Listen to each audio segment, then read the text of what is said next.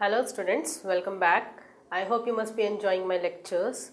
So in this part we'll be studying the geometry of complex numbers.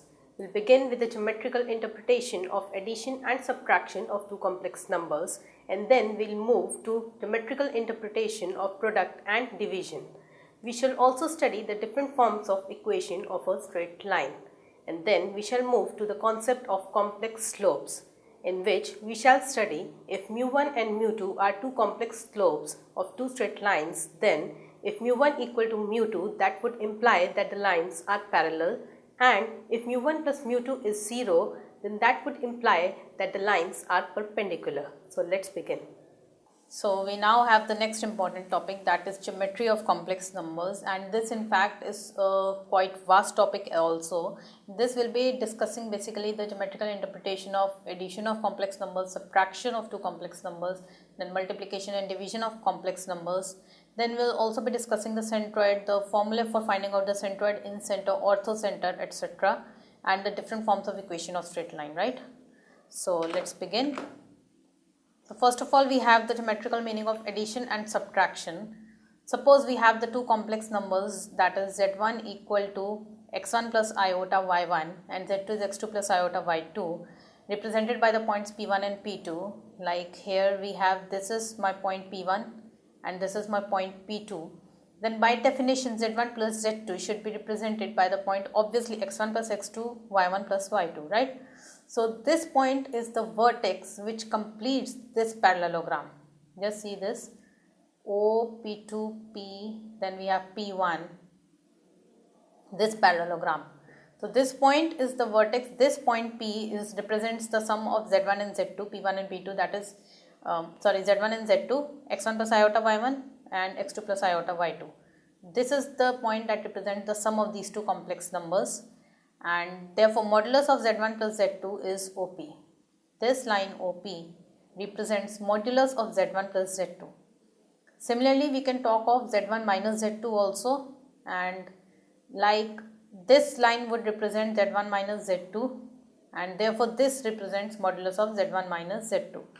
See, by definition z1 minus z2 would be x1 minus x2, y1 minus y2, and again this point is a vertex which completes the parallelogram with the segments OP1, OP2 dash. This is OP1 and OP2 dash.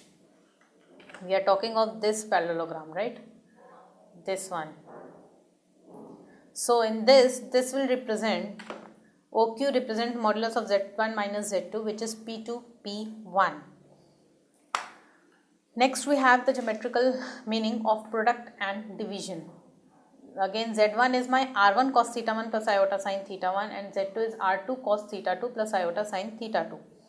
Then construction of the point representing z1, z2, you can see here, this is my z1, this is my z2, and if I need to draw the product z1, z2, this point P would represent the product z1 and z2. For this we have taken L to be a point on OX which represents unity. Unity means 1 plus 0 I. Therefore, the coordinate 1, 0. So, this point is L, this distance is 1. So, draw the triangle OQ2P directly similar to the triangle OLQ1. OQ2P, this is the triangle OQ2P, directly similar to the triangle OLQ1. The point P represents the product Z1, Z2.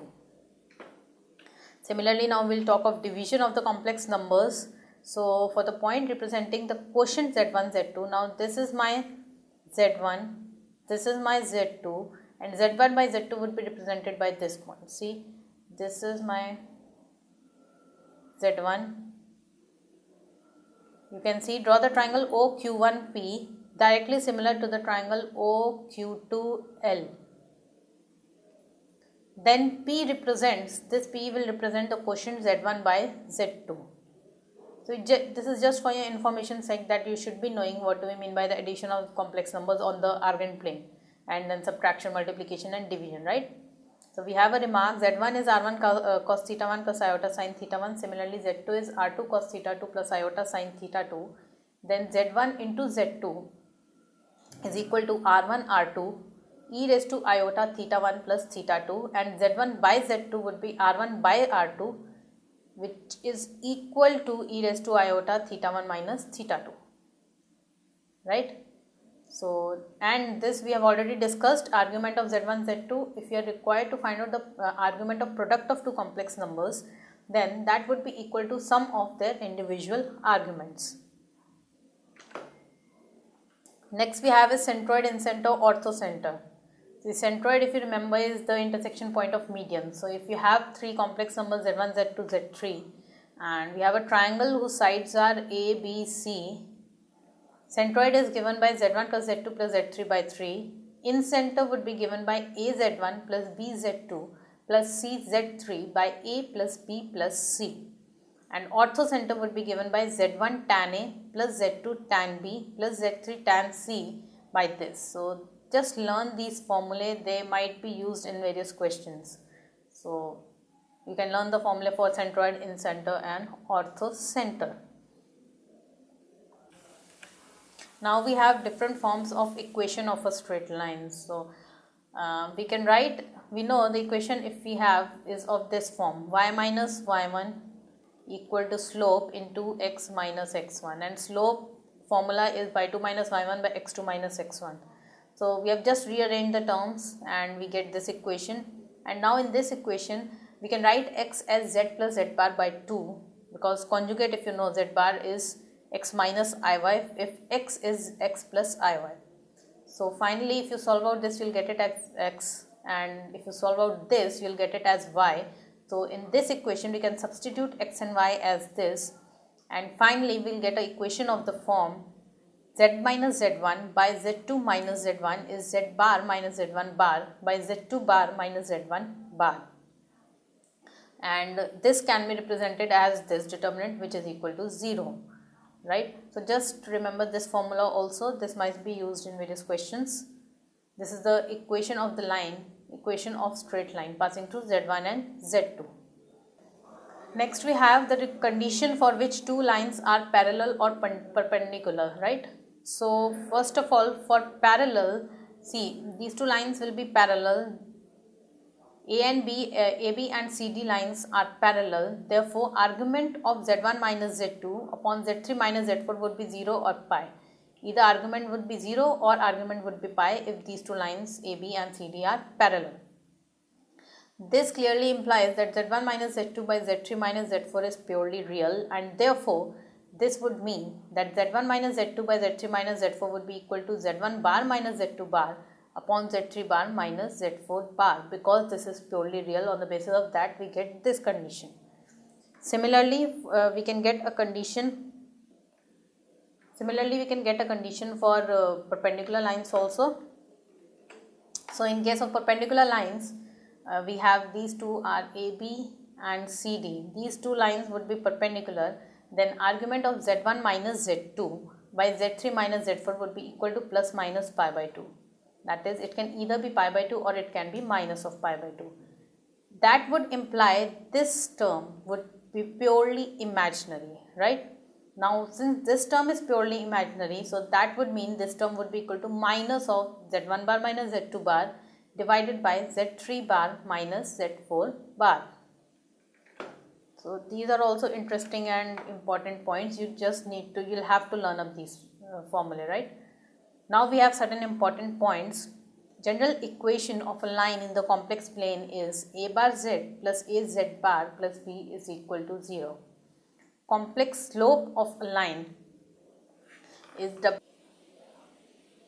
Okay, now we have some important points. So general equation of a line in the complex plane is a bar z plus a z bar plus b is equal to 0, right? Then we have complex slope of a line. So omega is minus a by a bar, and if omega 1, omega 2 are the complex slopes of two lines, then if they are equal, the lines are parallel, and if their sum is equal to 0, then the lines are perpendicular. So just remember these points as well. These are some of the important points.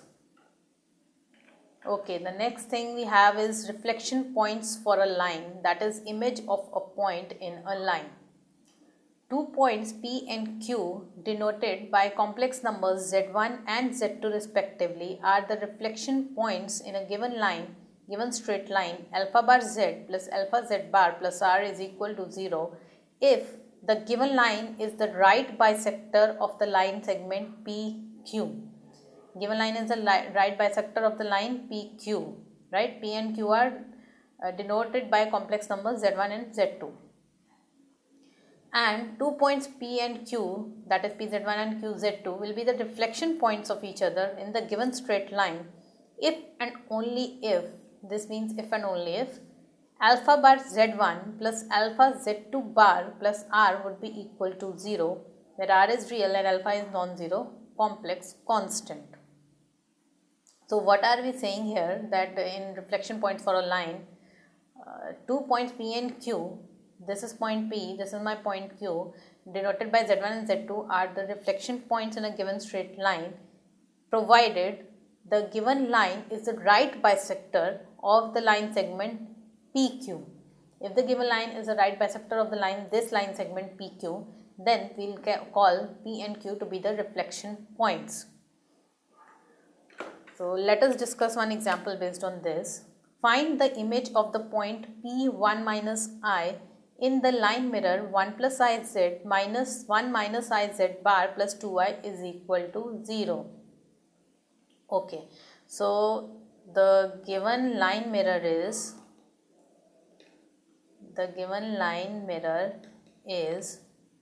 1 plus IZ minus 1 minus IZ bar plus 2I is equal to 0, right? So this means minus 1 plus IZ minus of 1 plus IZ bar minus 2 is equal to 0. Then 1 minus IZ plus 1 plus IZ bar plus 2 is equal to 0. And now if I assume my Z2 be the image, let Z2 be the image of the given point P1 minus I, then if Z2 is the image of the given point P1 minus I, then in that case we will have 1 minus IZ2 plus 1 plus I, 1 plus I plus 2 would be equal to 0, right? So this means that 1 minus IZ2 plus, now A plus B, this is in fact whole square. So A square plus B square is iota square is minus 1 plus 2AB is 2I plus 2 would be equal to 0. So this gets cancelled and Z2 becomes minus 2I minus 2 by 1 minus I. This becomes minus 2 1 plus I, minus 2I can be written as minus 2 into 1 plus I by 1 minus I, and we multiply it by 1 plus I. So we get it as Z2 as minus 2 into 1 minus 1 plus 2I, and this becomes 1 minus I square is again 1 or minus 1, therefore 1 minus minus 1 becomes 2, so we have minus of 2I. So this is the required answer. See, this question was quite simple, it was a question of few seconds.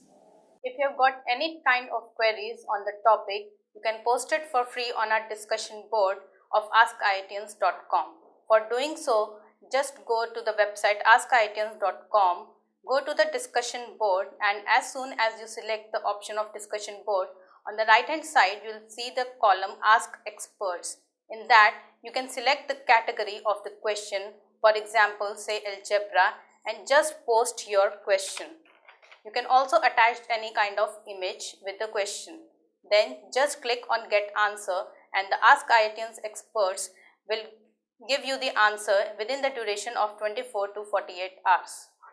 So I hope you must have understood the concept of geometry of complex numbers. In the next session, we will be continuing with the geometry of complex numbers only, in which we shall discuss the different forms of equation of a circle and inverse point with respect to a circle. So stay tuned for my next lecture.